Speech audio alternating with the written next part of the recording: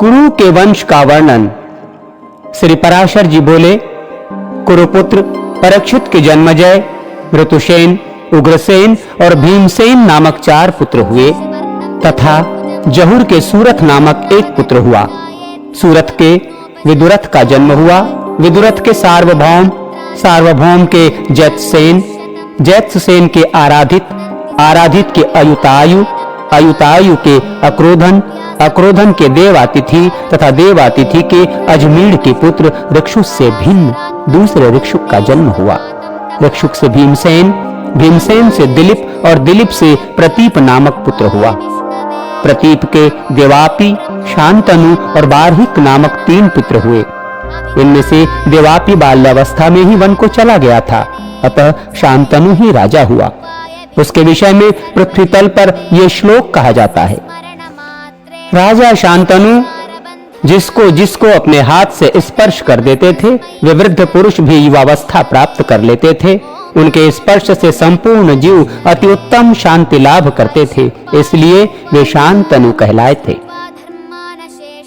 एक बार महाराज शांतनु के राज्य में 12 वर्ष तक वर्षा न हुई।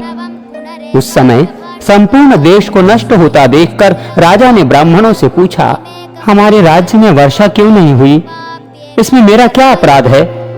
तब ब्राह्मणों ने उससे कहा, यह राज्य तुम्हारे बड़े भाई का है, किंतु इसे तुम भोग रहे हो, इसलिए तुम परिवित्ता हो। उनके ऐसा कहने पर राजा शांतनु ने उनसे फिर पूछा, तो इस संबंध में मुझे अब क्या करना चाहिए? इस पर वे ब्राह्मण फिर बोले, जब तक तुम्हारा बड़ा भाई देवापी किसी प्रकार पतित न हो, तब तक ये राज्य उसी के योग्य है, अतः तुम इसे उसी को दे डालो, तुम्हारा इससे कोई प्रयोजन नहीं।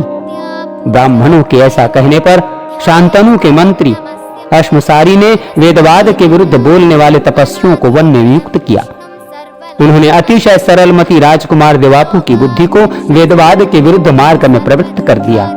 उधर राजा शांतनु ब्राह्मणों के कथनानुसार दुख और शोक युक्त होकर ब्राह्मणों को आगे कर अपने बड़े भाई को राज्य देने के लिए वन में गए।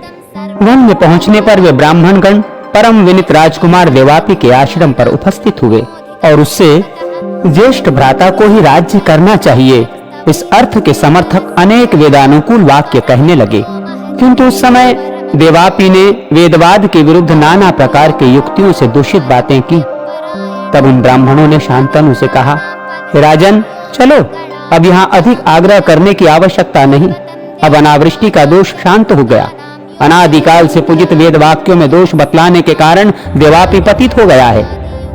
ज्येष्ठ भ्राता के पतित हो जाने से अब तुम परिवेत्ता नहीं रहे। उनके ऐसा कहने पर शांतनु अपनी राजधानी चले आए और राज्य शासन करने लगे।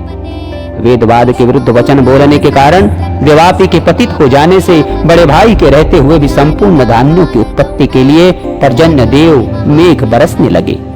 बारहिक के सोमदत्त नामक पुत्र हुआ तथा सोमदत्त के भूरी, भूरिश्रवा और शल्य नामक 3 पुत्र हुए। शांतनु के गंगा जी से अतिशय कीर्तिमान तथा संपूर्ण शास्त्रों का जानने वाला भीष्म नामक पुत्र हुआ।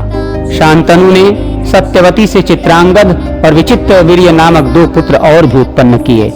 उनमें से चित्रांगद को तो बाल्यावस्था में ही चित्रांगद नामक गंधर्व ने युद्ध में मार डाला। विचित्र वीर्य ने काशीराज की पुत्री अंबिका और अंबालिका से विवाह किया। उनमें अत्यंत भोगासक्त रहने के कारण अतिशय खिन्न रहने से वो यक्ष्मा के वशीभूत होकर अकाल में ही मर गया।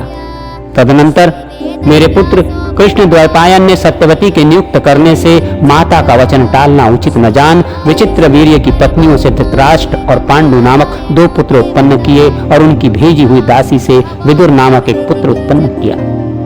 धृतराष्ट्र ने भी गांधारी से दुर्योधन और दुशासन आदि 100 पुत्रों को जन्म दिया। पांडु वन में आखेट करते समय ऋषि के शाप से संतान उत्पादन में असमर्थ हो गए थे, अतः उनकी स्त्री कुंती से धर्म, वायु और इंद्र ने क्रमशः युधिष्ठिर, भीम और अर्जुन नामक 3 पुत्र हुए तथा माद्री से दोनों अश्विनी कुमारों ने नकुल और सहदेव नामक 2 पुत्र उत्पन्न किए। इस प्रकार उनके 5 पुत्र हुए। उन 5 में द्रौपदी से 5 ही पुत्र हुए। उनमें से युधिष्ठिर से प्रतिबिंध, भीमसेन से श्रुतसेन, अर्जुन से श्रुतकीर्ति, नकुल से श्रुतानिक तथा सहदेव से श्रुतकर्मा का जन्म हुआ। इनके अतिरिक्त पांडवों के और भी कई पुत्र हुए, जैसे युधिष्ठिर से युधेय के देवक नामक पुत्र हुआ। भीमसेन से हिंडिवा के घटोत्कच और काशी से सवर्ग नामक पुत्र हुआ।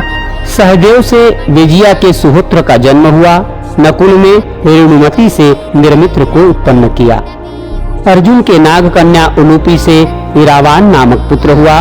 मणिपुर नरेश की पुत्री से अर्जुन ने पुत्री का धर्मानुसार बब्रुवाहन नामक एक पुत्र उत्पन्न किया तथा उसके सुभद्रा से अभिमन्यु का जन्म हुआ, जो कि बाल्यावस्था में ही बड़ा बल पराक्रम संपन्न तथा अपने संपूर्ण शत्रुओं को जीतने वाला था। तदनंतर कुरुकुल के क्षीण हो जाने पर जो अश्वत्थामा के प्रहार किए हुए ब्रह्मास्त्र द्वारा गर्भ में ही भस्मीभूत हो चुका था, किंतु फिर जिन्होंने अपनी इच्छा से ही माया मानव देह धारण किया है, उन सकल सुरासुर वंदित चरणारविंद श्री कृष्णचंद्र जी के प्रभाव से पुनः जीवित हो गया।